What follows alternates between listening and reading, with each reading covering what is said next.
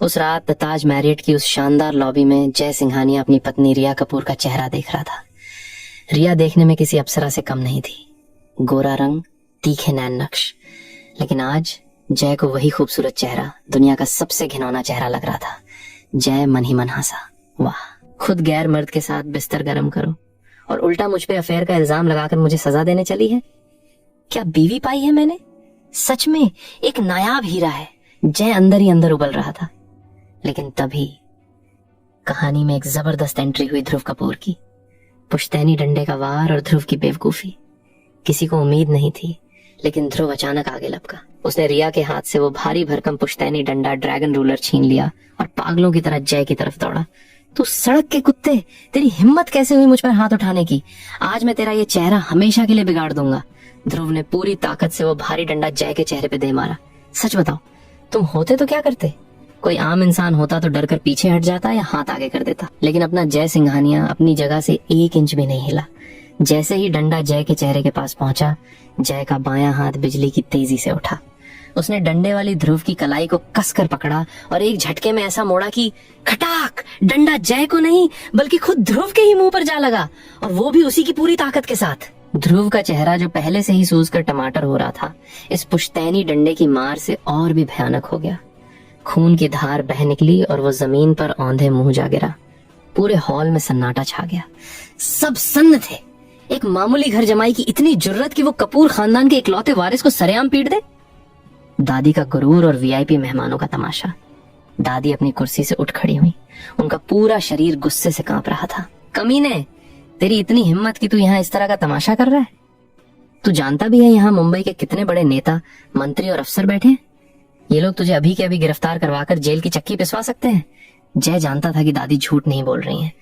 कपूर खानदान की पहुंच ऊपर तक थी और उस हॉल में मौजूद वीआईपी मेहमान सच में बहुत रसूख वाले थे। लेकिन जय ने बड़ी शांति से उन सभी मेहमानों की तरफ देखा और बोला, मुझे लगता है कि यहाँ मौजूद सभी समझदार लोगों ने अपनी आंखों से देखा है कि पहले ध्रुव ने मुझ पर हथियार से हमला किया था।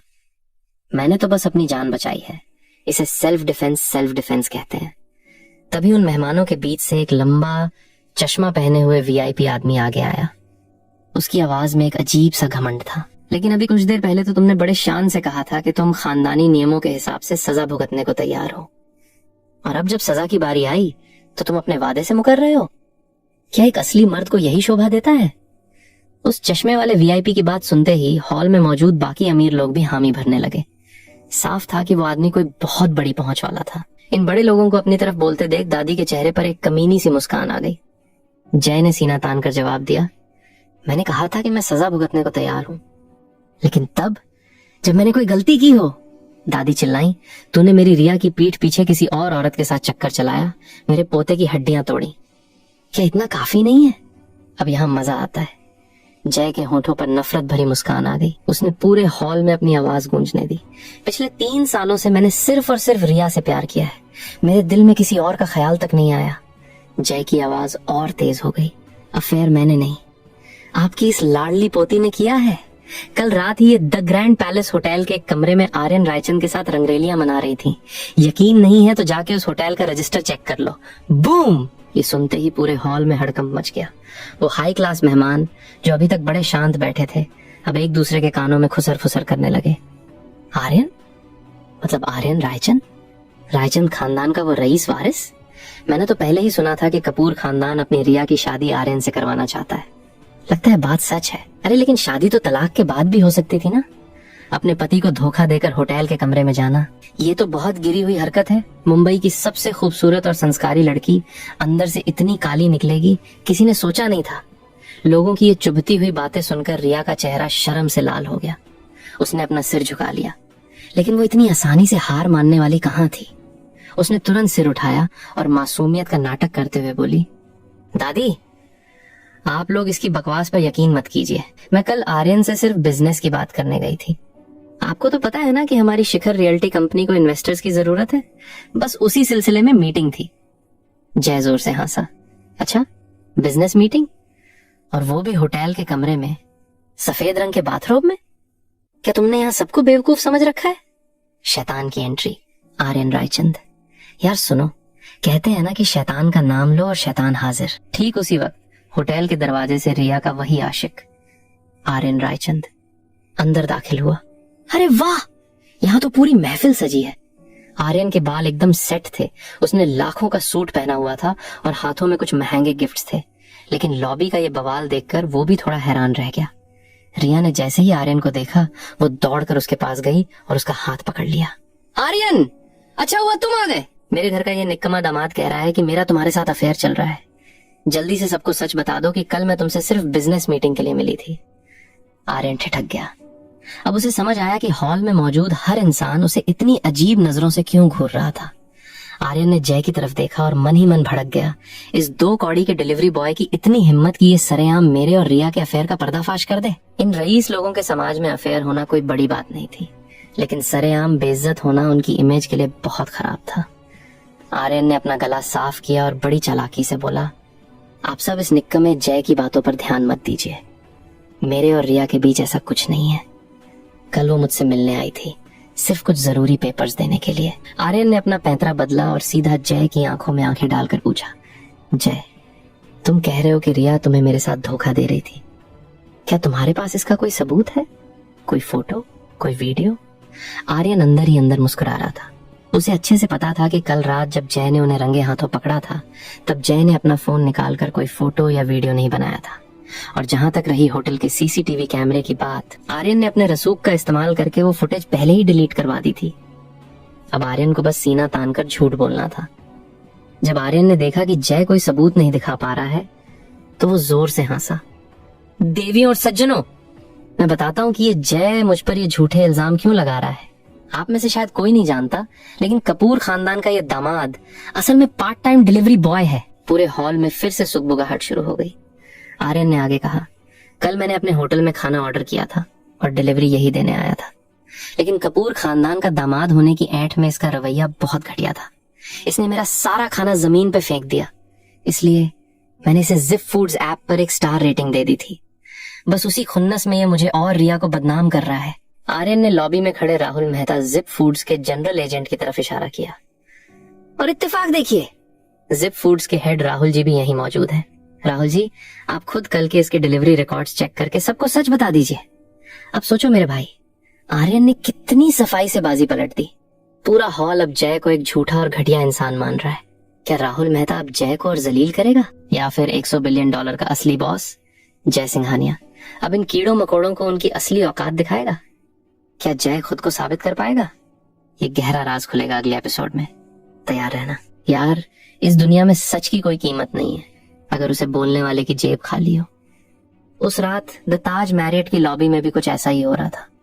आर्यन रायचंद ने बड़ी सफाई से पूरा खेल पलट दिया था। उसने जिप फूड्स के जनरल एजेंट राहुल मेहता की तरफ इशारा करके कहा था कि जय ने उसका खाना जमीन पर फेंका, इसलिए उसने जय को एक स्टार रेटिंग दी। और जय उसी बात का बदला लेने के लिए आर्यन और रिया पर अफेयर का झूठा इल्जाम लगा रहा है। अब राहुल मेहता के पास जय का एम्प्लॉय नंबर तो था ही। उसने तुरंत अपना फोन निकाला, ऐप खोली और एक झटके में जय की कल रात की डिलीवरी हिस्ट्री चेक कर ली। उसका चेहरा खुशी से खिल उठा। अरे वाह, आर्यन सर बिल्कुल सही कह रहे हैं। राहुल ने फोन सबको दिखाते हुए चिल्लाकर कहा, इसे कल रात सच में एक स्टार रेटिंग मिली है। और कस्टमर ने रिव्यू में साफ साफ लिखा है, डिलीवरी बॉय का रवैया बहुत घटिया था और उसने मेरा खाना जमीन पे फेंक दिया। बिल्कुल वही बात जो आर्यन सर ने अभी बताई। ये सुनते ही हॉल में मौजूद उन वीआईपी मेहमानों का रुख पूरी तरह से बदल गया। अब हर कोई आर्यन और रिया की बातों पर यकीन कर रहा था। जय ने एक गहरी सांस ली और रिया की आंखों में देखा। रिया, क्या तुम इन सबको ये नहीं बताओगी कि मैंने वो खाना जमीन पर क्यों गिराया था? रिया ने बड़ी अदा से अपने हाथ सीने पर बांध लिए, जिससे उसका फिगर और भी उभर कर आ रहा था। उसने मासूमियत का ऐसा नाटक किया कि कोई भी धोखा खा जाए। तुम अपने काम पर ध्यान नहीं देते हो जय। तुम्हारे अंदर बर्दाश्त करने की ताकत बिल्कुल नहीं है। जरा सी बात पर भड़क जाते हो। हा, क्या बात कही है रिया जी? एक मेहमान जोर से हंसा। जय का मन किया कि वो खड़े होकर रिया के लिए तालियां बजाए। क्या गजब की बेशर्मी है यार। जय मन ही मन भड़क रहा था। एक पति जो अपनी ही बीवी को किसी गैर मर्द के साथ होटल के कमरे में रंगे हाथों पकड़ता है, उसके हाथ से अगर सदमे में खाना गिर जाए तो ये कह रही है कि मेरे अंदर बर्दाश्त करने की ताकत नहीं है। क्या मुझे उस वक्त अंधा बन जाना चाहिए था? क्या मुझे चुपचाप वो खाना तुम्हारे उस आशिक के हाथ में देकर घुटनों के बल बैठकर 5 स्टार रेटिंग की भीख मांगनी चाहिए थी? लेकिन जय ने कुछ नहीं कहा, वो चुप रहा। मेहमानों ने जय पर ताने कसने शुरू कर दिए। अबे ओ निकम्मे, काम में गलती तू खुद करता है और इल्जाम आर्यन और रिया पर लगा रहा है। कोई सबूत नहीं है तो अपना मुंह बंद रख। और वैसे भी अगर उसने अफेयर कर भी लिया तो तुझे क्या? तू है क्या? महज एक घर जमाई। तुझे यहाँ तमाशा करने का कोई हक नहीं है। रिया कपूर खानदान की खूबसूरत वारिस थी और जय सिर्फ एक घर जमाई था जिससे हर कोई नफरत करता था। पूरे हॉल में एक भी इंसान ऐसा नहीं था जो जय के हक में बोलता। सब रिया की तरफ थे। हाँ, सच में ये दुनिया सिर्फ अमीरों की ही सुनती है। जय ने बुदबुदाते हुए एक ठंडी मुस्कान दी। उसे समझ आ गया था कि इन बहरों के सामने सफाई देना बेकार है। जय ने सीधे दादी की तरफ देखा। आप लोगों ने मुझ पर अफेयर का इल्जाम लगाया, क्या आपके पास कोई सबूत है? दादी ने सवालिया नजरों से रिया की तरफ देखा। रिया ने धीरे से अपना सिर नाम हिला दिया। दादी ने गला साफ किया और बोली, चूंकि तुम दोनों के ही पास एक दूसरे के खिलाफ कोई सबूत नहीं है, इसलिए हम इस अफेयर वाली बात को यहीं खत्म करते हैं। दादी की आवाज अचानक कड़क हो गई। लेकिन तूने मेरे पोते ध्रुव को जो मारा है वो हम भूल नहीं सकते। जय ने ध्रुव की तरफ इशारा करते हुए कहा, इसने ग्रीन पार्क सोसाइटी के गेट पर मुझ पर चाकू से हमला किया था। वहाँ हर जगह सीसीटीवी कैमरे लगे हैं। वहाँ के सिक्योरिटी गार्ड्स गवाही दे सकते हैं कि मैंने सिर्फ सेल्फ डिफेंस में इसे मारा था। जय की आंखें खतरनाक हो गई। अगर आप लोग इस बात को बढ़ाना चाहते हैं तो शौक से पुलिस बुलाइए। मैं जेल जाने को तैयार हूँ, लेकिन मैं वादा करता हूँ ध्रुव भी मेरे साथ अंदर ही जाएगा।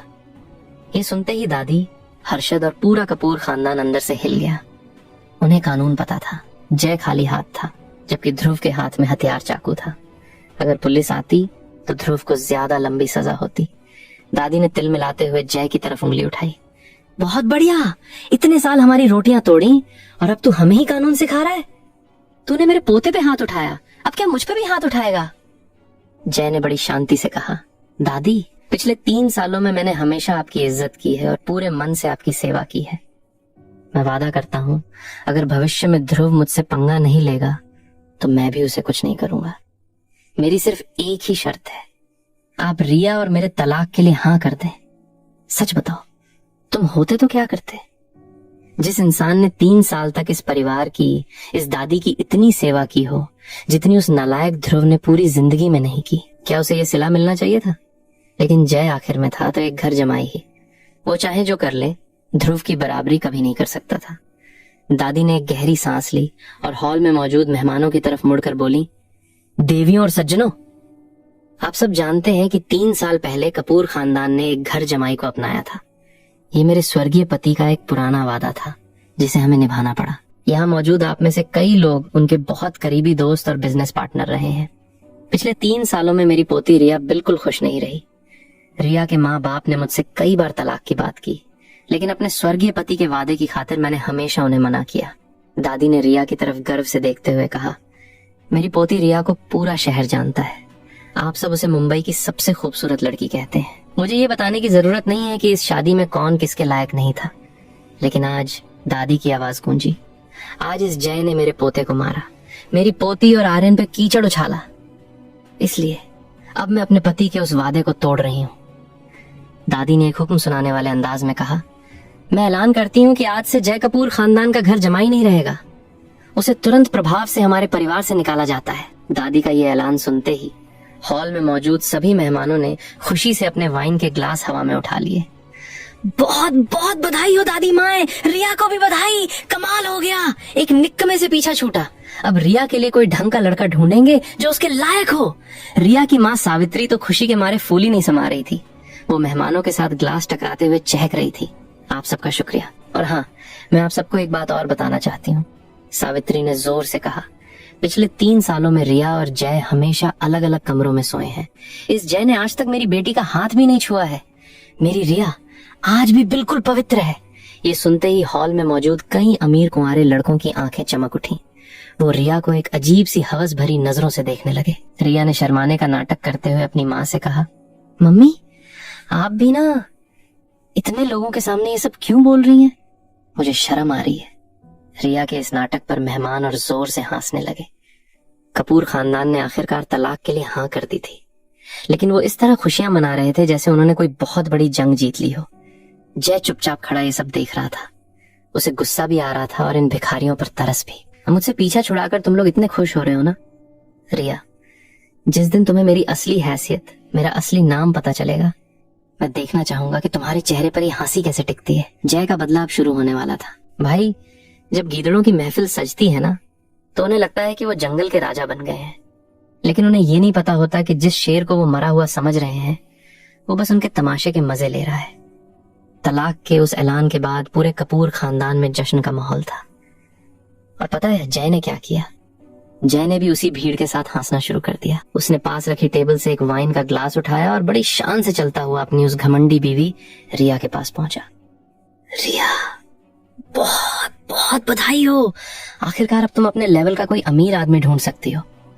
जय ने ग्लास हवा में उठाते हुए कहा। रिया ने बड़ी नफरत से मुंह फेर लिया। उसे लग रहा था कि जय सिर्फ मुस्कुराने का नाटक कर रहा है, जबकि अंदर से वो तलाक के गम में तड़प रहा होगा। रिया अपनी औकात दिखाते हुए बोली, जय, अगर तुम अभी इसी वक्त मेरे पैरों में गिरकर मुझसे भीख मांगो ना, तो शायद मैं दादी से कहकर तुम पर थोड़ी दया करवा दूं और तुम्हें कुछ दिन इस घर से ना निकाला जाए। जय हल्का सा हंसा। यार सुनो, जरा इस लड़की का दिमाग देखो।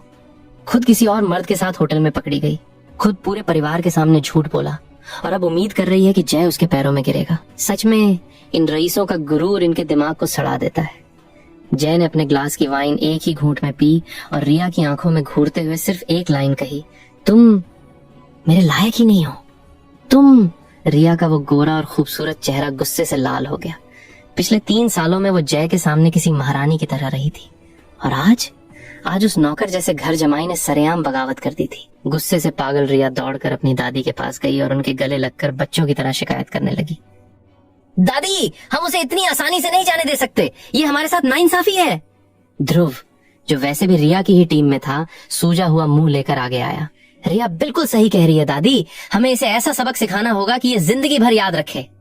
दादी ने अपने झुर्रियों वाले हाथों से रिया और ध्रुव की पीठ थपथपाई। तुम दोनों चिंता मत करो, मैं अपने बच्चों को किसी को भी रुलाने नहीं दूंगी।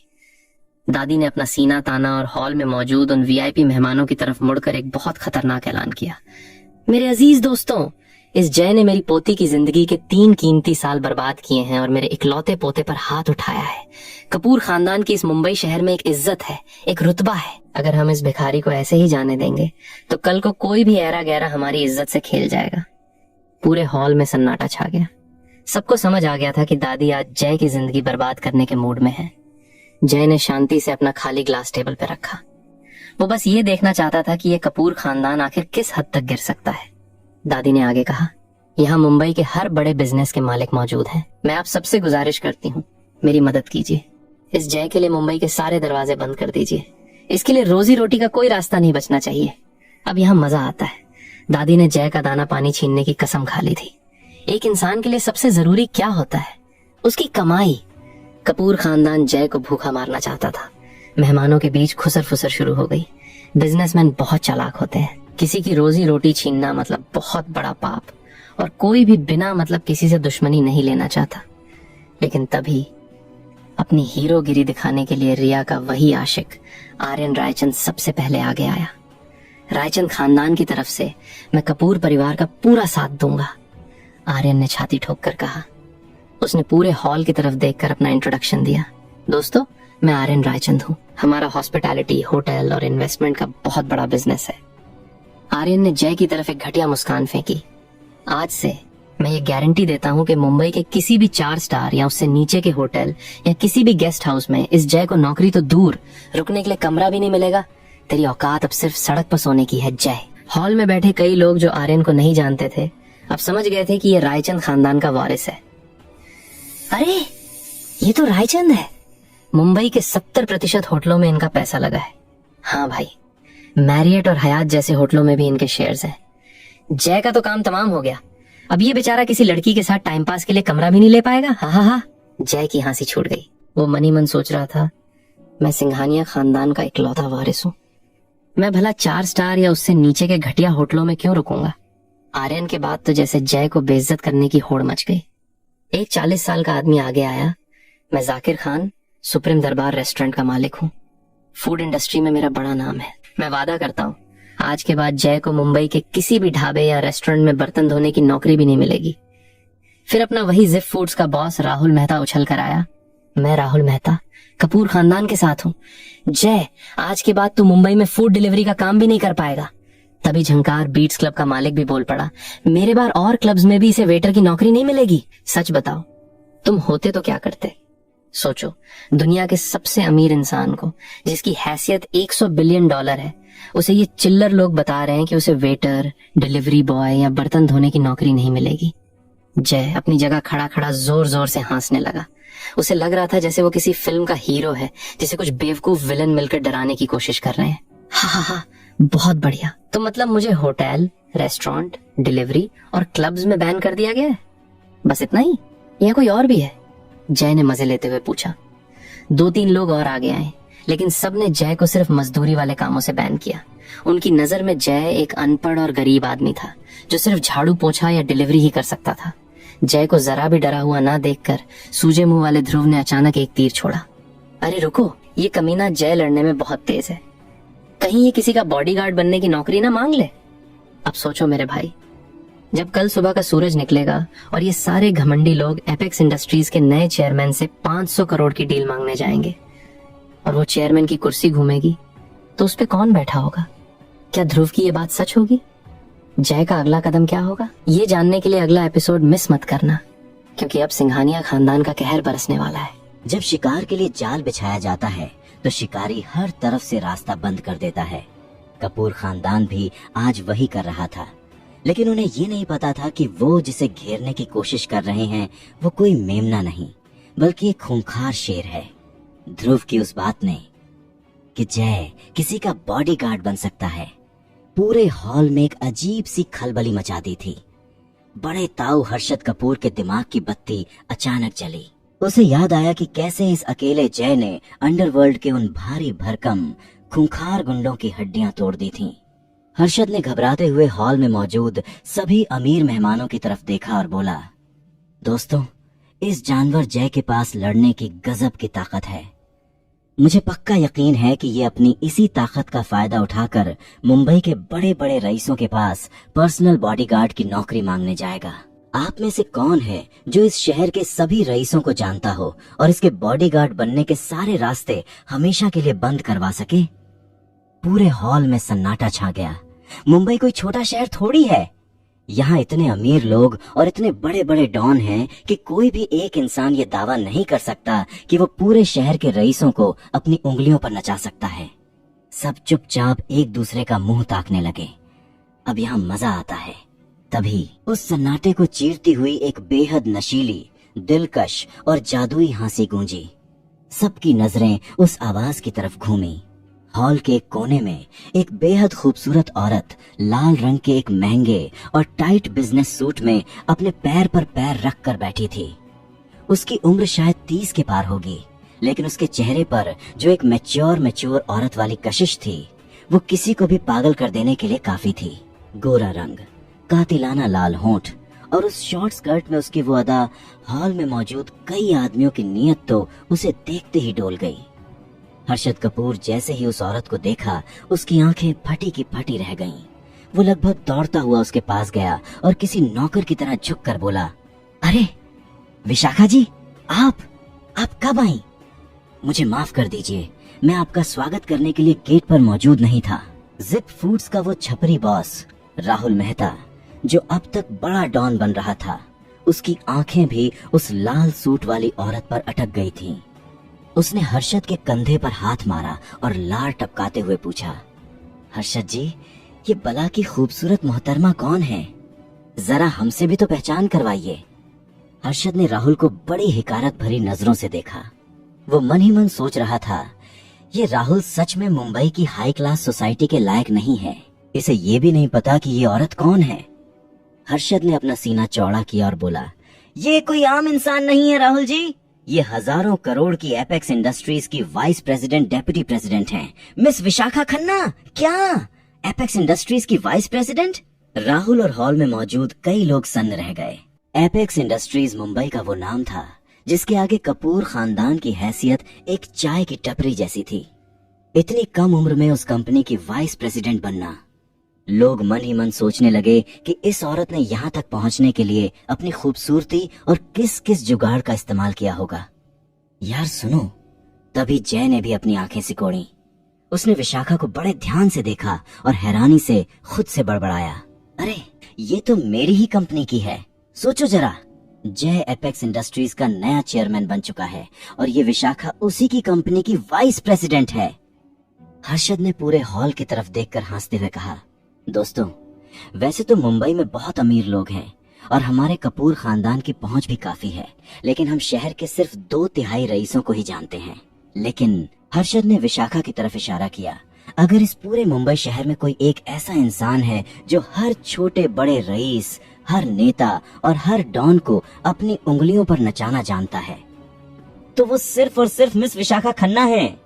ये सुनकर राहुल मेहता फिर से चापलूसी करने पर उतर आया। उसने विशाखा की तरफ देखकर ठर की मुस्कान दी और बोला, अरे वाह, विशाखा जी इतनी हसीन हैं। मुझे तो लगता है मुंबई का हर अमीर आदमी इनसे खास रिश्ता बनाना चाहता होगा। विशाखा ने अपनी तीखी आंखों से राहुल को घूरा।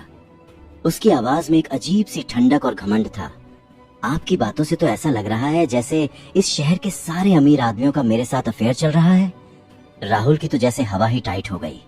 वो घबरा कर झुक गया और हकलाते हुए बोला, अरे मेरा वो मतलब नहीं था, मुझे माफ कर दीजिए मैम। उसकी नजरें अभी भी विशाखा की उन ऊंची हील्स स्टिलेक्टोस पर अटकी थीं और वो बार बार अपना थूक गटक रहा था।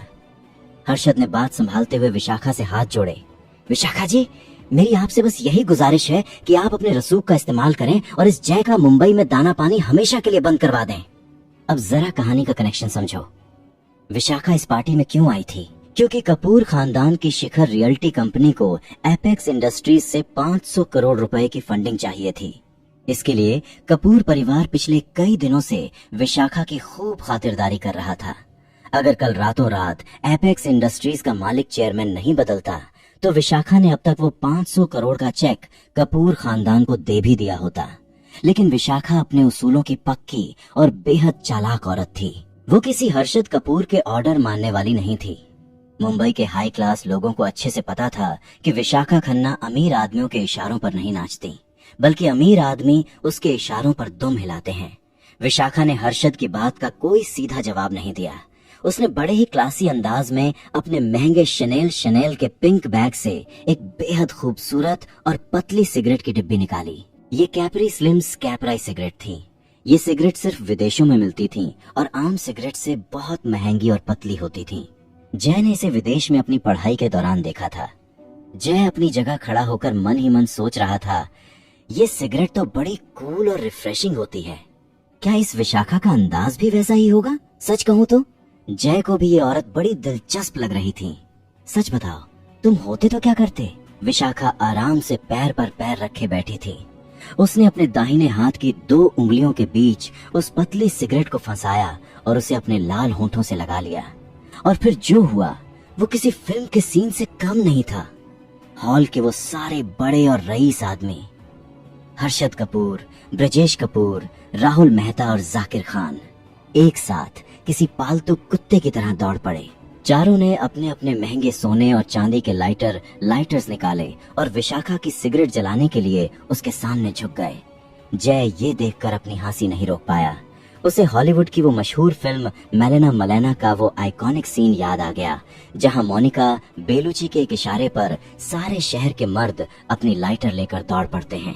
लेकिन सच कहूँ तो ये विशाखा उस मोनिका बेलुची से भी ज्यादा हॉट और खतरनाक लग रही थी। लेकिन विशाखा ने उन चारों रईसों में से किसी का भी लाइटर इस्तेमाल नहीं किया। उसने उन चारों को पूरी तरह से इग्नोर कर दिया। उसकी नजरें भीड़ को चीरती हुई सीधे जय सिंघानिया पर जाकर टिक गईं। विशाखा ने अपनी उंगली से जय को इशारा किया और बेहद नशीली और धीमी आवाज में बोली, इधर आओ। पूरा हॉल जो अभी तक जय को गालियां दे रहा था अचानक सन्न रह गया। ये क्या हो रहा है? जय ने मन ही मन सोचा, ये औरत सच में बहुत शातिर है। एपेक्स इंडस्ट्रीज की वीपी ऐसे ही नहीं बन गई है ये। क्योंकि जय को भी उसमें दिलचस्पी आ रही थी तो वो अपनी जगह से चला और सीधे विशाखा के सामने जाकर खड़ा हो गया। विशाखा ने जय की आंखों में आंखें डालकर एक कातिलाना मुस्कान दी और बोली, तुम जलाओ मेरी सिगरेट। धमाका! विशाखा के आसपास हाथ में लाइटर लिए खड़े वो चारों रईस आदमी तो जैसे पत्थर के बन गए। उनकी आंखें फटी की फटी रह गईं। क्या विशाखा जी उस निकम्मे और 2 कौड़ी के घर जमाई से अपनी सिगरेट जलवा रही हैं? ये मजाक है क्या? इस भिखारी की इतनी औकात कैसे हो गई? मुंबई की हाई क्लास सोसाइटी में किसी इतनी बड़ी और खूबसूरत औरत की सिगरेट जलाना भी अपने आप में एक इज्जत की बात मानी जाती थी, और वो इज्जत आज जय को मिल रही थी। सबकी नजरें अब जय पर थीं। सबको लगा कि जय तुरंत झुककर उसकी सिगरेट जला देगा, लेकिन जय ने अपनी जेब में हाथ डाला, विशाखा की आंखों में देखा और बड़ी बेरुखी से एक ही लाइन कही, मेरे पास लाइटर नहीं है। अब जरा सोचो मेरे भाई, पूरे शहर की सबसे ताकतवर और हसीन औरत खुद सामने से उसे भाव दे रही है, और अपना जय उसने सीधा मुंह पर मना कर दिया। विशाखा का क्या रिएक्शन होगा? क्या वो जय पर भड़क जाएगी? और जब उसे ये पता चलेगा कि जिस डिलीवरी बॉय से वो अपनी सिगरेट जलवाना चाह रही है वो असल में उसका अपना नया बॉस, एपेक्स इंडस्ट्रीज का मालिक जय सिंघानिया है, तो उसके चेहरे का रंग कैसे उड़ेगा? ये खेल अब बहुत खतरनाक और मजेदार होने वाला है। अगला एपिसोड किसी भी कीमत पर मिस मत करना। कभी कभी ना बेइज्जती का तमाचा इतनी जोर से पड़ता है कि सामने वाले का दिमाग ही सुन्न हो जाता है। सोचो, मुंबई की सबसे खूबसूरत, सबसे ताकतवर और रसूख वाली औरत तुम्हारे सामने खड़ी है। बड़े बड़े रईस उसके कदमों में बिछने को तैयार हैं, और अपना जय, उसने बिना पलक झपकाए सबके सामने सरेआम कह दिया, मेरे पास लाइटर नहीं है। हॉल में खड़े बड़े ताऊ, हर्षद, वो छपरी बॉस राहुल मेहता और बाकी सब तो जैसे खड़े खड़े कोमा में चले गए। इसके पास लाइटर नहीं है? अबे भिखारी, यहाँ इतने सारे लाइटर लिए हम लोग खड़े हैं, किसी से मांग नहीं सकता था? इसकी इतनी जुर्रत कि इसने मुंबई की हाई क्लास सोसाइटी की सबसे बड़ी अप्सरा विशाखा खन्ना को सबके सामने ना कह दिया।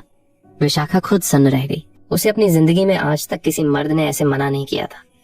उसने धीरे से अपने होठों के बीच फांसी वो महंगी सिगरेट निकाली और वापस अपनी डिब्बी में रख दी। फिर वो अपनी जगह से उठी और अपनी ऊंची हील स्टिलेटोस खटखटाती हुई सीधा जय के सामने आकर खड़ी हो गई। विशाखा का कद वैसे ही काफी लंबा था और हील्स पहनने के बाद वो लगभग जय के ही बराबर लग रही थी। उसने जय को ऊपर से नीचे तक बहुत गौर से देखा। सच कहूं तो अंदर ही अंदर उसे ये देखकर बड़ी तसल्ली हुई कि ये डिलीवरी बॉय देखने में काफी हैंडसम और रफ टफ है। विशाखा ने एक बेहद घमंडी और ठंडे अंदाज में पूछा, नाम?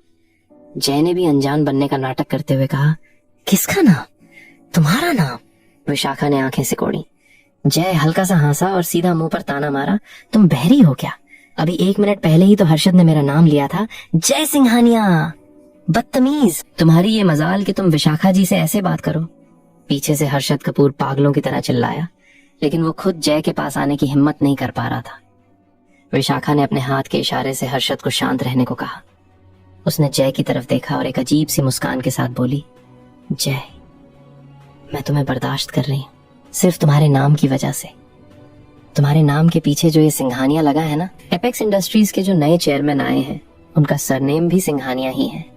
सिर्फ इसी इत्तेफाक की वजह से मैं तुम्हें एक मौका देना चाहती हूँ, तुम्हें बर्बाद होने से बचाना चाहती हूँ। यार सुनो, विशाखा की इस एक लाइन ने पूरे हॉल में भूचाल ला दिया, खासकर कपूर खानदान के लिए। उनका ध्यान इस बात पर नहीं था कि विशाखा जय को बचा रही है, बल्कि उनका ध्यान विशाखा की उस दूसरी बात पे था। एपेक्स इंडस्ट्रीज के नए मालिक का नाम सिंघानिया है? दादी का चेहरा खुशी से खिल उठा। चलो, कम से कम हमें एपेक्स के नए बॉस का सरनेम तो पता चल गया। दादी मनी मन सोच रही थी कि कहाँ ये 2 कौड़ी का जय और कहाँ एपेक्स की वो 500 करोड़ की डील। दोनों का कोई मुकाबला ही नहीं था। रिया के पिता ब्रजेश कपूर तुरंत लपक कर विशाखा के पास आए और गिड़गिड़ाते हुए पूछे, विशाखा जी, क्या आप हमें उन सिंघानिया साहब का पूरा नाम बता सकती हैं? विशाखा ने बड़ी कूटनीति से मुस्कुराते हुए जवाब दिया, माफ कीजिएगा ब्रजेश जी, सिंघानिया साहब अभी खुद को लाइमलाइट से दूर रखना चाहते हैं, इसलिए मैं उनका पूरा नाम नहीं बता सकती। सच तो ये था मेरे भाई कि विशाखा को खुद उनका नाम नहीं पता था। उसे बस इतना पता था कि नया बॉस कोई बहुत नौजवान लड़का है जिसका सरनेम सिंघानिया है। जय अपनी जगह खड़ा खड़ा ये सब देखकर मन ही मन मजे ले रहा था। उसे पक्का यकीन हो गया था कि इस विशाखा खन्ना को कोई अंदाजा नहीं है कि एपेक्स इंडस्ट्रीज का जो सिंघानिया बॉस है वो कोई और नहीं बल्कि वही आदमी है जिससे वो अभी सिगरेट जलवाने की कोशिश कर रही थी। जय ने मुस्कुराते हुए पूछा, अच्छा तो विशाखा जी, आप मुझे बचाने के लिए क्या मौका दे रही हैं? विशाखा ने अपनी शर्त रखी, तुम अभी के अभी घुटनों के बल बैठ जाओ। दादी, ध्रुव और अपनी पत्नी रिया से हाथ जोड़कर माफी मांगो। अगर तुम ऐसा करते हो तो मैं बीच बचाव करूंगी और तुम्हें मुंबई से बैन नहीं होने दूंगी। विशाखा थोड़ा और करीब आई और धीमी आवाज में बोली, और उसके बाद मैं तुम्हें अपना पर्सनल बॉडीगार्ड रख लूंगी, सैलरी दूंगी, 25 लाख रुपए सालाना, बवाल। ये सुनते ही पूरे हॉल में जैसे आग लग गई। क्या विशाखा जी इस निक्कमे को बचा रही हैं? क्यों? अरे भाई, बस घुटनों पे बैठकर माफी ही तो मांगनी है। उसके बाद बैन भी हट जाएगा और विशाखा जी जैसी हुस्न की परी के साथ रहने का मौका मिलेगा। ऊपर से 25 लाख की सैलरी। ये पागल थोड़ी है, ये तुरंत हाँ कर देगा। विशाखा जय को जिस अजीब और नशीली नजरों से देख रही थी, उसे देखकर रिया कपूर के सीने पर जैसे सांप लौट गए। रिया को अचानक बहुत भयानक जलन होने लगी। रिया ने दुखी होने का नाटक करते हुए दादी का हाथ पकड़ा और मुंह फुलाकर बोली, दादी देखिए ना, विशाखा जी तो हमारे खिलाफ जा रही हैं। वो इस जय को बचा रही हैं। ध्रुव ने भी फुसफुसाते हुए कहा, हाँ दादी, हम जय को ऐसे नहीं छोड़ सकते। विशाखा जी तो हमारे साथ थी ना, वो इसे नौकरी क्यों दे रही हैं? ध्रुव के छोटे से दिमाग में ये बात घुस ही नहीं रही थी। सच बताओ, तुम होते तो क्या करते? दादी के पास सच में बहुत तजुर्बा था। दादी ने ध्रुव और रिया के हाथों को थपथपाया और धीरे से बोली, बच्चों, विशाखा से कुछ सीखो। वो बहुत चालाक और समझदार औरत है। तुम्हें क्या लगता है वो इतनी कम उम्र में वाइस प्रेसिडेंट कैसे बन गई? वो कैसे हर अमीर आदमी को अपनी उंगलियों पर नचाती है? दादी ने रिया की तरफ देखकर कहा, विशाखा कभी किसी से सीधे दुश्मनी मोल नहीं लेती। वो हर आदमी को अपने एहसानों तले दबाकर रखना जानती है, ताकि हर मर्द उसका दीवाना रहे। रिया, तुम्हें भी मेहनत करके विशाखा जैसी औरत बनना चाहिए। रिया ने अपने होंठ चबा लिए। वो विशाखा को घूर रही थी और उसके अंदर जलन का ज्वालामुखी फट रहा था। कपूर खानदान ने ठंडी सांस ली। उन्हें लगा कि अब जब विशाखा खन्ना खुद जय को बचा रही है, तो वो लोग जय का कुछ नहीं बिगाड़ पाएंगे। सबको यकीन था कि जय माफी मांग लेगा, लेकिन तभी पूरे हॉल को सुन्न कर देने वाली एक आवाज गूंजी, मुझे मंजूर नहीं है। जय ने एक एक शब्द चबाते हुए बहुत आराम से कहा। सबकी आंखें फटी की फटी रह गईं। किसी को यकीन नहीं हुआ। लोग सोच रहे थे, ये पागल हो गया क्या? कपूर खानदान का घर जमाई होकर पहले भी तो ये नौकरों की तरह ही रहता था। आज अगर घुटनों पर बैठकर माफी मांग लेगा तो क्या इज्जत घट जाएगी? ऊपर से इतनी खूबसूरत औरत के साथ लाखों की नौकरी मिल रही है। कोई गधा ही होगा जो इस ऑफर को ठुकराएगा। लेकिन जय ने सच में विशाखा खन्ना के मुंह पर थूक दिया था। विशाखा खुद सदमे में थी। उसका ईगो बुरी तरह हर्ट हो चुका था। क्या क्या कहा तुमने? जय ने विशाखा की आंखों में देखा और बिल्कुल बेखौफ होकर बोला, मैंने कहा, मुझे तुम्हारा ये भीख का ऑफर मंजूर नहीं है। विशाखा का चेहरा गुस्से से तमतमा गया। अपनी बात को दोबारा दोहराना जरा, अब यहाँ मजा आता है। जय अपनी जगह से एक कदम आगे बढ़ा। उसने अपना दाहिना हाथ उठाया और विशाखा के कान को अपनी उंगलियों से बड़ी कोमलता से पकड़ा। और फिर जय ने उसके कान के बिल्कुल पास जाके पूरी ताकत से चिल्लाया, मुझे मंजूर नहीं है। विशाखा बुरी तरह घबरा गई। जय की उस खौफनाक और भारी आवाज से उसके कान सुन्न पड़ गए थे। वो लड़खड़ाती हुई 3-4 कदम पीछे हट गई। उसका दिल जोरों से धड़क रहा था। कमीने, तेरी इतनी हिम्मत कि तूने विशाखा जी पे हाथ उठाया? हर्षद कपूर पीछे से जोर से चीखा, लेकिन आगे आने की उसकी भी फट रही थी। जय ने बड़े मजे से अपने दोनों हाथ हवा में फैलाए और मुस्कुराते हुए बोला, अरे माफ कीजिएगा विशाखा जी, मुझे लगा कि आपको शायद कम सुनाई देता है, इसलिए मैंने सोचा कि कान के पास जाके जरा तेज आवाज में बता दूं। बहुत बढ़िया जय, बहुत बढ़िया, तुम्हारे अंदर तो बहुत घमंड है। विशाखा का पूरा शरीर गुस्से से कांप रहा था। उसने कभी सपने में भी नहीं सोचा था कि एक मामूली सा घर जमाई उसे सरेआम इस तरह बेइज्जत करेगा। उसका ईगो चकनाचूर हो चुका था। अब उसे लगने लगा कि इस जय को बचाने का कोई फायदा नहीं है, इसे बर्बाद करना ही सही है। विशाखा ने अपने कपड़े ठीक किए, दादी की तरफ पलटी और पूरे हॉल में गूंजती हुई आवाज में एक खतरनाक ऐलान किया, दादी माँ, मैं विशाखा खन्ना, एपेक्स इंडस्ट्रीज की वाइस प्रेसिडेंट, ये ऐलान करती हूँ कि अब हमारी कंपनी भी कपूर खानदान के साथ खड़ी है। हम भी इस जय सिंघानिया के लिए मुंबई के सारे दरवाजे बंद करते हैं। इसका कोई भविष्य नहीं बचेगा। बम! अब तो भाई मुंबई की सबसे बड़ी कंपनी एपेक्स इंडस्ट्रीज भी जय के खिलाफ हो गई है। कपूर खानदान की खुशी का तो ठिकाना ही नहीं होगा।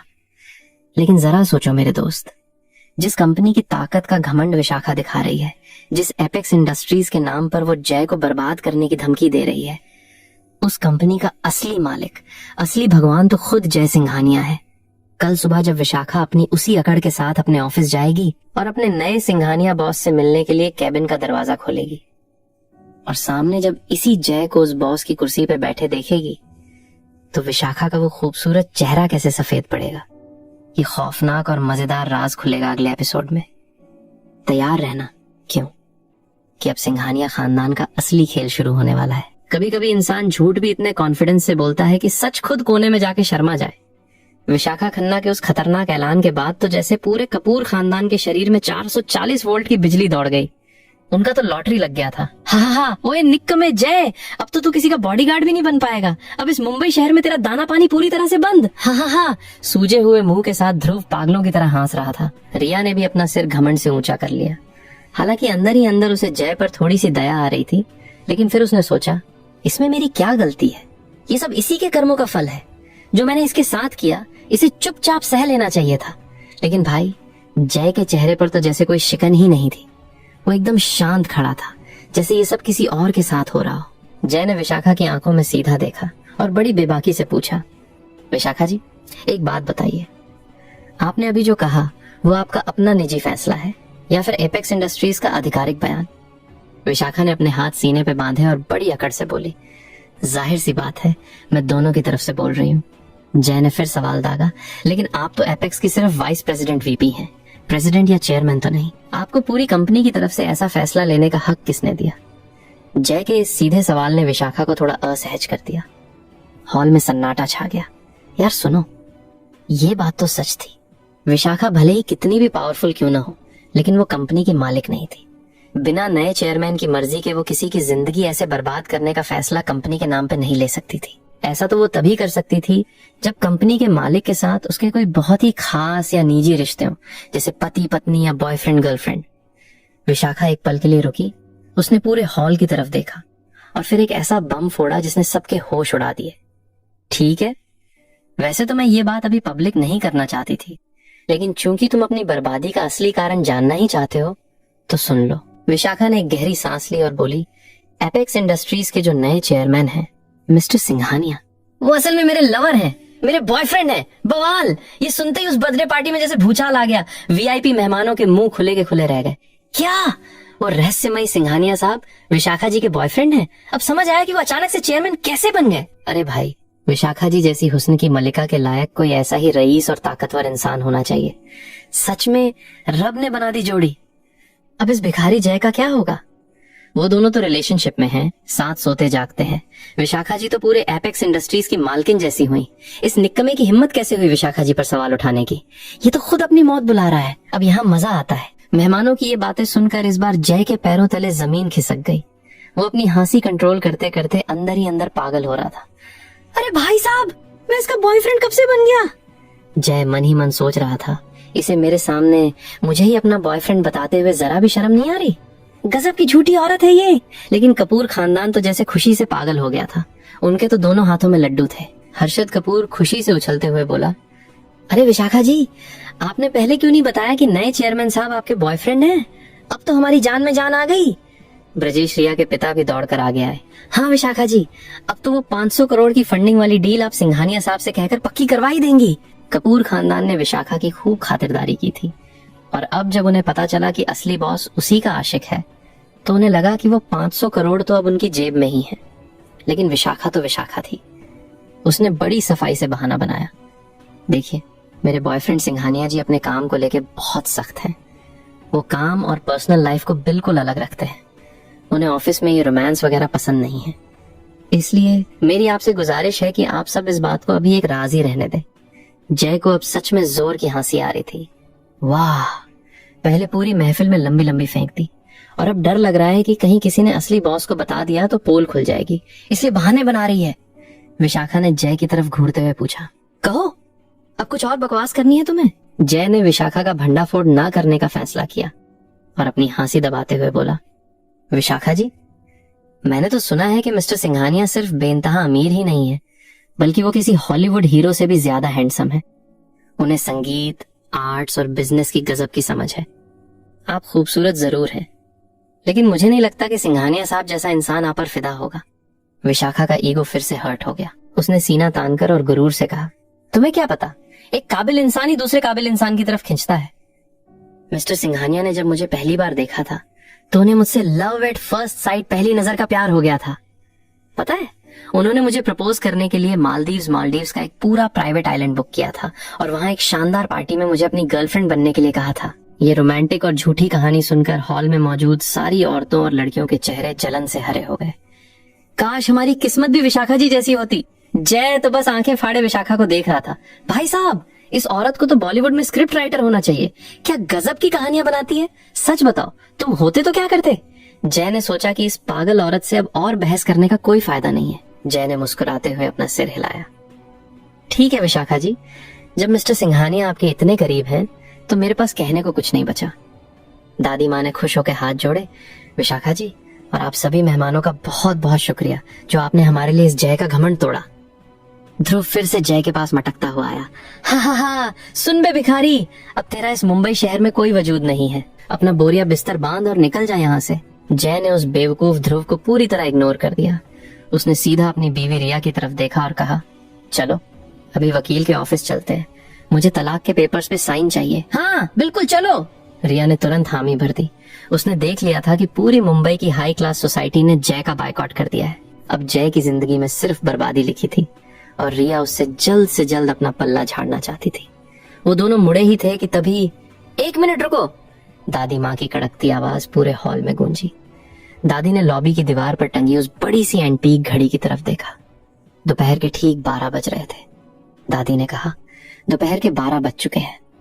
80वें जन्मदिन की दावत का समय हो गया है। तुम दोनों बिना खाना खाए कहीं नहीं जाओगे। जी दादी। रिया ने आज्ञाकारी बच्ची की तरह सिर हिलाया। उसे पता था कि दादी बहुत पुराने ख्यालों वाली हैं। उनका 80वां जन्मदिन था और वो किसी भी नियम को टूटने नहीं दे सकती थी। ध्रुव ने हॉल के दरवाजे की तरफ इशारा करते हुए जय से कहा, ओए जय, तू बाहर जाकर सड़क पर इंतजार कर। रिया खाना खा लेगी, फिर तुम्हारे साथ वकील के पास जाएगी। लेकिन तभी दादी ने एक ऐसी बात कह दी जिसने सबको चौंका दिया। जय, दादी ने कहा, तुम भी यहीं रुकोगे, तुम भी हमारे साथ ही खाना खाओगे। ध्रुव उछल पड़ा। दादी, आप क्या कह रही हैं? ये इस लायक नहीं है कि हमारे साथ बैठकर खाना खाए। खुद जय भी थोड़ा हैरान था कि दादी अचानक उस पर यह मेहरबानी क्यों दिखा रही हैं। दादी ने बड़ी गंभीरता से कहा, जब तक तलाक के कागजात पर साइन नहीं हो जाते और तलाक पक्का नहीं हो जाता, तब तक कानूनन ये इस कपूर खानदान का दामाद है और हमारे घर का नियम है, जो हमारा है उसे भूखा भेजना हमारे उसूलों के खिलाफ है। अब सोचो मेरे दोस्त, क्या दादी सच में इतनी महान है जो जय को आखिरी बार प्यार से खाना खिलाना चाहती हैं, या फिर इस शाही दावत की टेबल पे जय के लिए कोई और भयानक जाल बिछाया गया है? जब पूरा खानदान और मेहमान एक साथ डाइनिंग टेबल पे बैठेंगे तो क्या तमाशा होगा। ये राज और असली मजा अगले एपिसोड में मिलेगा, बस इंतजार करो। राजनीति सिर्फ संसदों में नहीं होती, कभी कभी अमीर घरानों के डाइनिंग टेबल पर भी सबसे खतरनाक राजनीति खेली जाती है। एक पल पहले दादी ने पूरे मुंबई के रईसों को भड़काकर जय का दाना पानी बंद करवाया था और अगले ही पल, जय तुम हमारे साथ खाना खाओगे। सब हैरान थे, ध्रुव, रिया, हर्षद। सबको लगा कि दादी अचानक इस निकम्मे पर मेहरबान क्यों हो गई, लेकिन विशाखा खन्ना जैसी शातिर औरत समझ गई थी कि दादी कितनी खतरनाक चाल चल रही हैं। विशाखा की आंखों में दादी के लिए एक अजीब सी तारीफ थी। ये कोई प्यार नहीं था मेरे भाई, दादी अपना खौफ और दबदबा दिखा रही थी। वो ये जताना चाहती थी कि जय ने उनके पोते को मारा है, इसलिए उन्होंने जय की जिंदगी बर्बाद कर दी। लेकिन क्योंकि जय अभी भी कानूनी तौर पे कपूर खानदान का दामाद था, इसलिए उसे दादी के बनाए नियमों के पिंजरे में ही रहना होगा। दादी उसे ये जताना चाहती थी कि वो अभी भी उनके जूतों के नीचे ही है। जय ने कोई बहस नहीं की, वो चुपचाप जाकर उस शानदार डाइनिंग टेबल पे बैठ गया। उसी टेबल पे रिया, ध्रुव और ईशा भी बैठे थे। वैसे तो द ताज मैरियट में बहुत सारे वीआईपी प्राइवेट रूम्स थे, लेकिन दादी को भरे हुए हॉल में दावत देना पसंद था, जहां सब उन्हें देख सके। जय को अपने ठीक बगल में बैठा देखकर ध्रुव से रहा नहीं गया। उसका सूजा हुआ चेहरा नफरत से भरा था। जय बाबू, अच्छे से ठूस लो, आज मुंबई में ये तुम्हारा आखिरी शानदार खाना है, इसके बाद तो तुम्हें सड़क पर एक सूखी रोटी भी नसीब नहीं होगी। हाँ हाँ हाँ। ध्रुव की छोटी बहन ईशा, जो अपने फिगर के लिए इंस्टाग्राम पर मशहूर थी, उसने भी तंज कसा। अरे भैया, आप भी ना, इसे सूखी रोटी क्यों नहीं मिलेगी, ये तो कटोरा लेकर भीख मांगेगा। ध्रुव और जोर से हंसा। हाँ सही कहा ईशा तूने, हम इसे मुंबई में कम से कम भिखारी बनने की परमिशन तो दे ही देंगे। हाँ हाँ। जय पिछले 3 सालों से इन लोगों की ये बकवास सुनता आ रहा था, इसलिए उसे अब कोई खास फर्क नहीं पड़ा। उसने बस ईशा की तरफ एक ठंडी नजर डाली और इग्नोर कर दिया। यार सुनो, ऐसे घमंडी लोग जब तक खुद जमीन पे मुंह के बल ना गिरे, इनका गुरूर कम नहीं होता। जय को चुप देखकर ध्रुव ने अपना वाइन का ग्लास उठाया और बगल वाली टेबल पे बैठे राहुल मेहता की तरफ किया। राहुल जी, आज तो आपने मजा ही ला दिया। वो बाहर गेट पे जय की पीली यूनिफॉर्म उतरवाने वाला सीन कसम से एकदम क्लासिक था। ऐसा लग रहा था जैसे आप किसी सड़क के कुत्ते को सीधा कर रहे हो। राहुल ने भी बड़ी बेशर्मी से अपना ग्लास हवा में उठाया और घमंड से मुस्कुराया। अरे ध्रुव सर, आप बहुत विनम्र हैं। मुझे पहले पता होता तो मैं उसका वीडियो बनवा लेता। आप लोग जब भी बोर होते वो वीडियो देखकर अपना मूड फ्रेश कर लिया करते। राहुल जी, आप बिल्कुल सही कह रहे हैं। हमें वो सीन सच में रिकॉर्ड करना चाहिए था। ध्रुव जानबूझकर जोर जोर से हंस रहा था ताकि जय को नीचा दिखा सके। जय ने अपनी तीखी आंखों से राहुल मेहता की तरफ देखा। राहुल ने जैसे ही जय की वो खौफनाक नजर देखी, वो अचानक भड़क गया। क्या घूर रहा है बे? अगर भविष्य में गलती से भी तूने मेरी डिलीवरी कंपनी में नौकरी मांगने की कोशिश की ना, तो तेरी दोनों टांगे तोड़ दूंगा। जय की आंखों में अब सच में खून उतर आया था। ये छपरी बहुत उड़ रहा है, इसे तो अभी औकात दिखानी पड़ेगी। अभी हम मजा आता है। जय ने अपनी जेब से अपना फोन निकाला और अपने दादाजी के सबसे खास आदमी मैनेजर रमन बटलर फ्रैंक को कॉल लगाया। जय के दादाजी ने मैनेजर रमन को खास तौर पर जय के इस 3 साल के मिशन में मदद करने के लिए रखा था। जी छोटे मालिक। फोन उठते ही रमन की आदर भरी आवाज आई। जय ने बिना किसी हिचकिचाहट के कहा, रमन काका, जिप फूड्स डिलीवरी कंपनी का असली मालिक कौन है? वो जो हमेशा मेरे दादाजी से मिलने के लिए भीख मांगता रहता है। क्या नाम है उसका? रमन ने तुरंत जवाब दिया। छोटे मालिक, आप जिप फूड्स के सीईओ जयंत वालिया की बात कर रहे हैं? जय ने कहा, हाँ वही जयंत।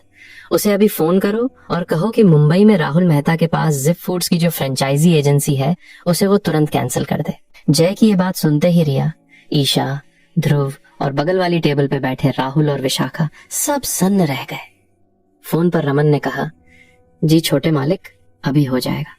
जयंत वालिया वैसे भी बड़े सिंघानिया साहब से एक बार मिलने के लिए तरसता है। आपका हुक्म मानकर उसे बहुत खुशी होगी। सच कहूं तो आज के समय में जयंत खुद हजारों करोड़ का मालिक बन चुका है। अब वो बड़े मालिक के साथ एक बार खाना खाने के लायक तो हो ही गया है। जय ने बड़े कैजुअल तरीके से जवाब दिया, हाँ लड़के ने पिछले कुछ सालों में अच्छी तरक्की की है। किसी दिन उसे बुलाना, मैं खुद उसे खाना खिला दूंगा। ये कहकर जय ने फोन काट दिया। पूरी दावत की जगह पर कुछ पलों के लिए एकदम सन्नाटा छा गया। सुई गिरे तो उसकी भी आवाज आ जाए। और फिर हा हा हा हा हा। ध्रुव इतना जोर से हंसा कि लगा उसके मुंह के टाके ही खुल जाएंगे। हा हा हा, क्या जोक मारा है बेजय। तू ये क्या फालतू का नाटक कर रहा है? राहुल जी की फ्रेंचाइजी कैंसिल करवाएगा? तू समझता क्या है खुद को? राहुल भी हंसते हंसते लोटपोट हो गया। अबे ओ पागल डिलीवरी बॉय, फेंकने की भी कोई हद होती है। जयंत वालिया हजारों करोड़ का मालिक है। तेरा बाप क्या कोई किसान है जो जयंत वालिया उससे मिलने के लिए तड़पेगा? गजब का सपना देख रहा है तू। रिया ने बहुत ही घिनौनी और नफरत भरी नजरों से जय को देखा। कितनी नीच हरकत है।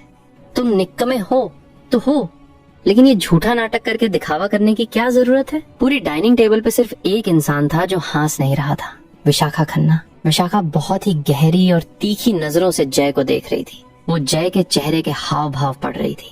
सच बताओ, तुम होते तो क्या करते जब तुम्हारा अपना परिवार और दुनिया तुम पर पागलों की तरह हंस रही हो? लेकिन जय ने किसी की बात का कोई जवाब नहीं दिया। उसने बस चुपचाप अपना कांटा चम्मच उठाया और बड़े आराम से खाना खाने लगा।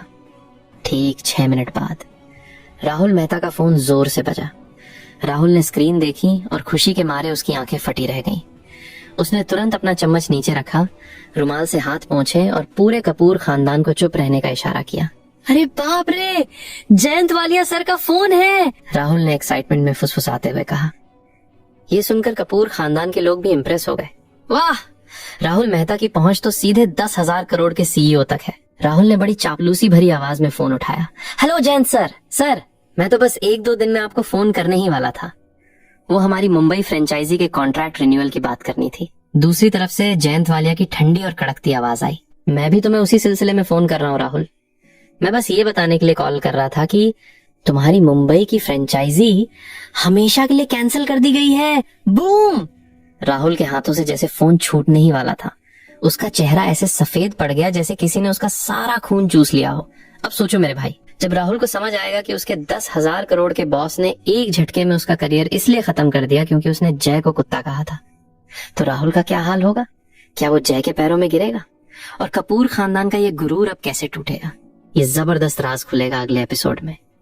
तैयार रहना, क्योंकि अब सिंघानिया खानदान का असली रौद्र रूप देखने को मिलेगा। कभी तुमने किसी इंसान को अंदर से टूटते हुए लेकिन बाहर से जबरदस्ती हंसते हुए देखा है।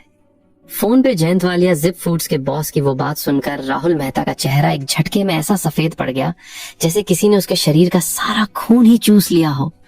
उसका दिल धक धड़क कर रहा था और पैरों तले जमीन खिसक चुकी थी। लेकिन मुसीबत ये थी कि पूरी दावत में बैठे सभी वीआईपी मेहमान और खासकर उसके ठीक बगल में बैठी वो हुस्न की मल्लिका विशाखा खन्ना उसी की तरफ देख रहे थे।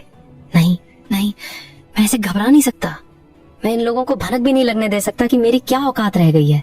राहुल ने मन ही मन खुद को संभाला। उसने अपने कांपते हुए होठों पर एक बहुत ही नकली और जबरदस्ती की मुस्कान चिपकाई और जोर जोर से फोन पे बोलने लगा। हाँ, बहुत बहुत शुक्रिया जयंत सर। मैंने तो पहले ही कहा था कि हमारे रिश्ते बहुत गहरे हैं और हम आगे भी साथ काम करेंगे।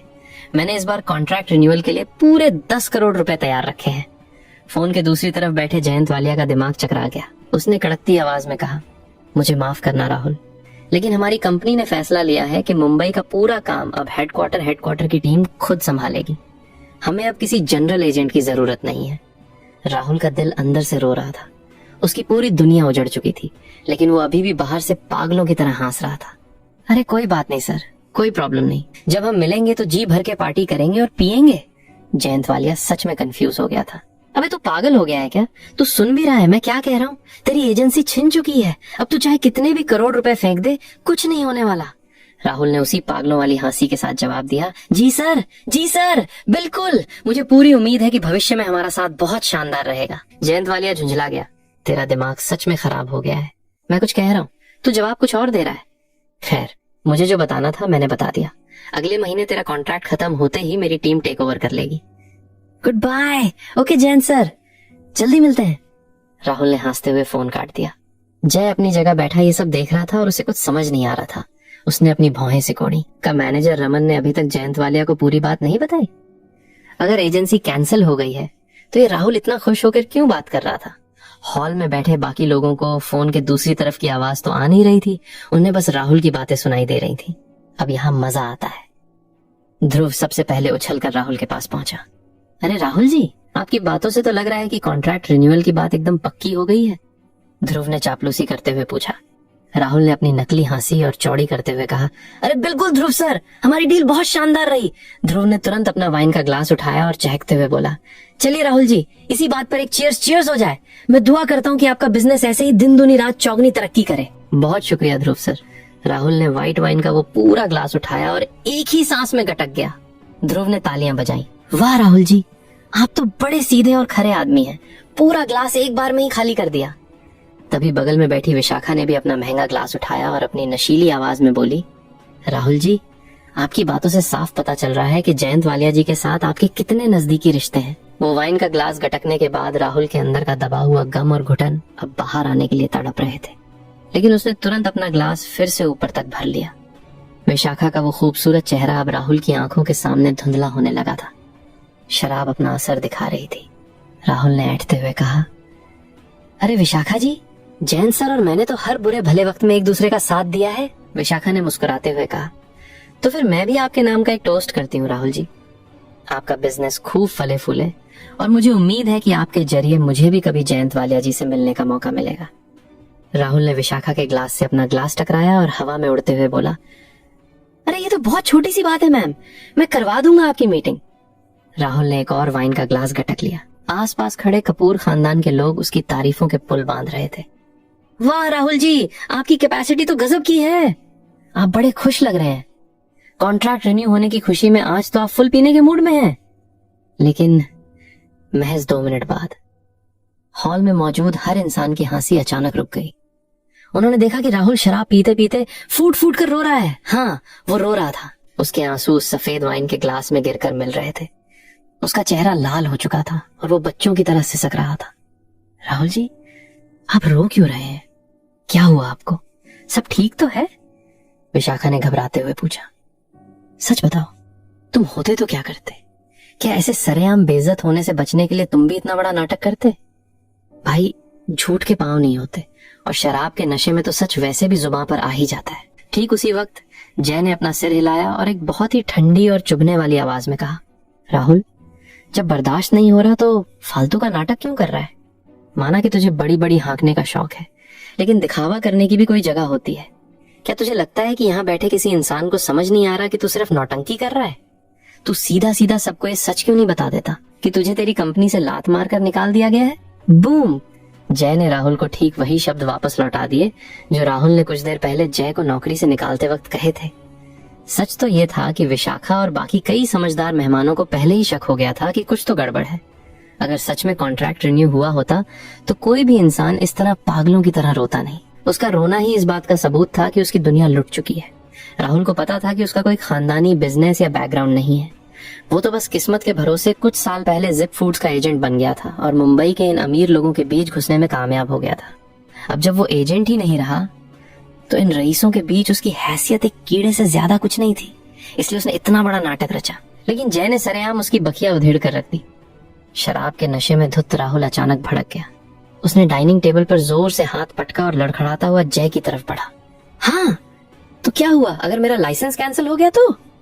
वो तो जिप फूड्स की मैनेजमेंट अब डायरेक्ट मुंबई का काम संभालेगी, इसलिए उन्हें मेरी जरूरत नहीं रही। ये सब तेरी वजह से नहीं हुआ है, तू लूजर। तेरे एक फोन कॉल से कंपनी नहीं हिलती। जय ने बड़े आराम से अपनी चाय का एक घूंट लिया और मुस्कुराते हुए बोला, बड़ी दिलचस्प बात है। तूने खुद अपनी आंखों से मुझे फोन करते हुए देखा और अब तू खुद ही अपनी सफाई देकर मुझे बेगुनाह साबित कर रहा है। जय ने कंधे उचकाए। चलो ठीक है, अगर तुम्हें लगता है कि ये सब मैंने नहीं किया तो और भी बढ़िया। मुझे वैसे भी फालतू के दुश्मन पालने का कोई शौक नहीं है। पूरे हॉल में अचानक कानाफूसी शुरू हो गई। मेहमान एक दूसरे का मुंह देखने लगे। क्या सच में राहुल की एजेंसी जय के उस एक फोन कॉल की वजह से कैंसिल हुई है? अगर सच में इस घर जमाई की पहुंच जिप फूड्स के 10,000 करोड़ के मालिक तक है तो फिर हमने अभी इसका बायकॉट करके बहुत बड़ी गलती कर दी है। ज्यादातर मेहमानों ने अभी अभी कपूर खानदान की बातों में आकर जय का मुंबई में दाना पानी बंद करने की कसम खाई थी। अगर जय सच में इतना ताकतवर निकला तो जय उन सबको मिट्टी में मिला देगा। ये देखकर ब्रजेश कपूर रिया के पिता की हालत खराब हो गई। वो तुरंत अपनी कुर्सी से उछलकर खड़े हुए और घबराते हुए बोले, अरे अरे आप सब लोग शांत रहिए। इस बात का हमारे इस निक्कमे दामाद से कोई लेना देना नहीं है। अरे इसका दादा तो गांव में खेती करने वाला एक मामूली किसान है। ये भला दिल्ली में बैठे 10,000 करोड़ के मालिक जयंत वालिया को कैसे जान सकता है? रिया की माँ सावित्री भी खड़ी हो गई और जोर से बोली, हाँ बिल्कुल, ये 2 कौड़ी का आदमी पिछले 3 साल से हमारे घर में कुत्तों की तरह रह रहा है। हमने जो कहा इसने चुपचाप किया है। अगर इसके पास सच में इतनी ताकत होती या ये इतने बड़े लोगों को जानता तो क्या ये 3 साल तक हमारे घर में नौकरों की तरह रहता? अब सोचो मेरे दोस्त, कपूर खानदान खुद को झूठी तसल्ली दे रहा है। उन्हें अभी भी लग रहा है कि जय एक भिखारी है, लेकिन जब ये राज खुलेगा कि जिस किसान दादा का वो मजाक उड़ा रहे हैं वो असल में दुनिया के सबसे ताकतवर सिंघानिया खानदान का मुखिया है, तो इन सब की क्या हालत होगी? क्या जय आज ही अपनी असली औकात सबके सामने लाएगा? ये जबरदस्त धमाका होगा अगले एपिसोड में, तैयार रहना। अमीर लोगों की सबसे बड़ी खासियत क्या होती है पता है? वो अपने मतलब के हिसाब से सच और झूठ तय कर लेते हैं। ब्रजेश और सावित्री की बातें सुनकर पूरे हॉल में मौजूद वीआईपी मेहमानों ने राहत की सांस ली। उनके चेहरों पर जो खौफ आ गया था वो अब गायब हो चुका था। सबने अपने दिमाग में हिसाब लगा लिया। अरे हाँ, बड़े बड़े रईस घरों के लड़के तो बचपन से ही नखरे वाले होते हैं। उन्हें तो मखमली गद्दों की आदत होती है। ऐसा कौन सा अरबपति का पोता होगा जो 3 साल तक एक घर जमाई बनकर गालियां और लाते खाएगा? हो ही नहीं सकता। सबको यही लगा कि राहुल मेहता का जो कॉन्ट्रैक्ट कैंसिल हुआ है वो महज एक इत्तेफाक है। शायद जय को कहीं से उड़ती उड़ती खबर मिल गई होगी और उसने सही टाइम पे फोन करने का नाटक करके अपना भौकाल बनाने की कोशिश की। लेकिन वजह चाहे जो भी हो, एक बात तो पत्थर की लकीर बन चुकी थी। राहुल मेहता का करियर और उसका करोड़ों का बिजनेस अब खाक में मिल चुका था। दादी ने अपनी तीखी नजरों से बड़े ताऊ हर्षद को एक इशारा किया। हर्षद तो था ही घाघ इंसान, वो तुरंत समझ गया। हर्षद अपनी कुर्सी से उठा।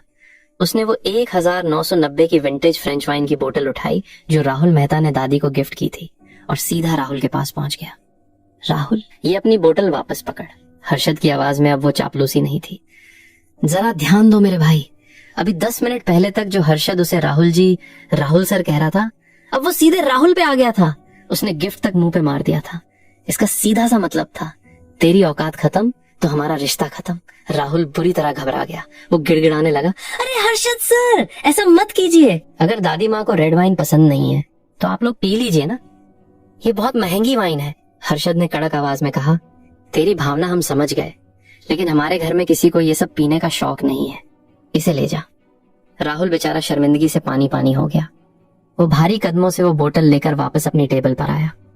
उसने सोचा कि चलो अब ये वाइन अपने आसपास बैठे वीआईपी लोगों को पिलाकर थोड़ी इज्जत बचा लो। विशाखा जी, जाकिर भाई, ये देखिए, ये 1990 की बहुत रेयर वाइन है। इसे खरीदने में मेरे पसीने छूट गए थे। चलिए इसे खोलते हैं और साथ पीते हैं। राहुल ने वेटर को भी नहीं बुलाया और खुद ही अपने कांपते हाथों से वो महंगी बोतल खोल दी। लेकिन जैसे ही उसने विशाखा खन्ना की तरफ ग्लास बढ़ाया, विशाखा ने बहुत ही रूखेपन से हाथ आगे कर दिया। सॉरी राहुल, मैं ड्राइव करके आई हूँ, मैं शराब नहीं पीती। शराब नहीं पीती? राहुल का दिमाग सुन्न हो गया। अभी कुछ मिनट पहले ही तो इसी विशाखा ने अपना ग्लास उठाकर राहुल के नाम का टोस्ट किया था। और अब? राहुल ने बेचैनी से रेस्टोरेंट के मालिक जाकिर खान की तरफ देखा। जाकिर ने भी मुंह फेर लिया। मैं रेड वाइन नहीं पीता, मुझे सिर्फ व्हाइट वाइन सूट करती है। और देखते ही देखते उस टेबल पर बैठे बाकी सारे मेहमान भी अपने ग्लास उठाकर दादी माँ को जन्मदिन विश करने के बहाने वहां से खिसक लिए। सच बताओ, तुम होते तो क्या करते भाई? ऐसी बेइज्जती से तो इंसान का जमीन में गड़ जाने का मन करता है। जिस टेबल पे थोड़ी देर पहले कह कहे लग रहे थे, अब वहां राहुल मेहता एक खुला हुआ वाइन का ग्लास लिए बिल्कुल अकेला खड़ा था। सिर्फ विशाखा अपनी जगह पे बैठी थी। जय अपनी टेबल से ये सब देख रहा था। कितने मतलबी और खोखले लोग हैं यार, जय ने मन ही मन सोचा। इन अमीर लोगों की दुनिया में सिर्फ पैसा ही भगवान है। अगर तुम्हारी जेब खाली है तो कोई तुम्हें पूछेगा भी नहीं। जय को अब समझ आ रहा था कि रिया ने पैसों और रुतबे के लिए उसे धोखा क्यों दिया। इस पूरी सोसाइटी की ही नींव लालच पे टिकी है। उधर राहुल को लगा कि शायद विशाखा अभी भी उसकी दोस्त है, क्योंकि वो उठी नहीं थी। राहुल ने हिम्मत करके कहा, विशाखा जी, क्या आप अपना नंबर देंगी? मैं सोच रहा था भविष्य में कभी मौका मिला तो मैं आपके जरिए जयंत वालिया सर से एक बार। विशाखा ने अपनी चाय का एक घूंट लिया और बिना राहुल की तरफ देखे बड़ी बेरुखी से बोली, सॉरी, मैं अपना फोन लाना भूल गई हूँ। ओह ठीक है। राहुल का सिर शर्म से पूरी तरह झुक गया। एक मर्द के लिए दुनिया में सबसे भयानक सजा मार खाना नहीं होती, बल्कि सरेआम अपनी औकात का मजाक उड़ते देखना होती है। और राहुल को वो सजा मिल चुकी थी। वो भरी हुई वाइन की बोतल लिए एक बुझे हुए दिए की तरह खड़ा था। ये देखकर जय को उस पर थोड़ी सी दया आ गई। जय के दादाजी ने उसे सिखाया था कि चाहे तुम्हारे पास कितनी भी ताकत हो, इंसानियत और रहमदिली कभी मत छोड़ना।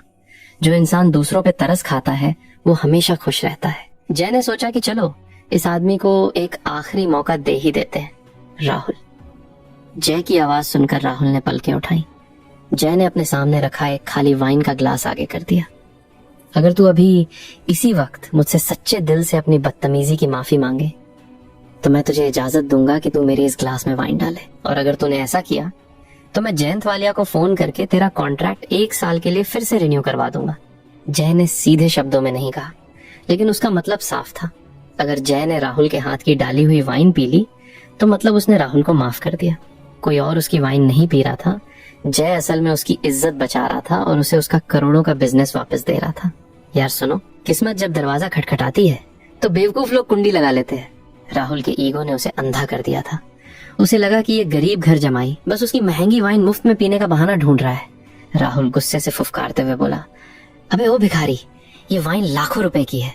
अगर तेरी नीयत ललचा रही है ना तो सीधा बोल दे, ये मैं कॉन्ट्रैक्ट रिन्यू करवा दूंगा वाला बड़ा बॉस बनने का नाटक क्यों कर रहा है? राहुल ने पूरे हॉल की तरफ देखा और दांत पीसते हुए बोला, मैं एक घर जमाई से माफी मांगूंगा?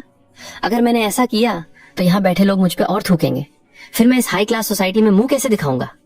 जय ने एक ठंडी सांस ली और अपना खाली ग्लास वापस रख दिया। सच कहते हैं, विनाश काले विपरीत बुद्धि। जो इंसान खुद अपनी कब्र खोद रहा हो उसे कोई नहीं बचा सकता। जा, अब जो तेरी किस्मत में लिखा है उसे भुगत। जय के दिल में राहुल के लिए जो थोड़ी बहुत दया थी वो भी अब खत्म हो चुकी थी। राहुल ने वो रेड वाइन की बोतल उठाई और भारी कदमों से बुरी तरह बेइज्जत होकर उस दावत से बाहर निकल गया। राहुल की उस झुकी हुई पीठ को जाते देख जय ने मन ही मन सोचा, पता नहीं अब इस आदमी से कभी मिलना होगा या नहीं, लेकिन जब भविष्य में इसे पता चलेगा कि मैं ही एपेक्स इंडस्ट्रीज का असली बॉस हूँ और इसने आज मेरी लात मारकर अपनी कितनी बड़ी किस्मत ठुकरा दी, तो ये शायद खून के आंसू रोएगा।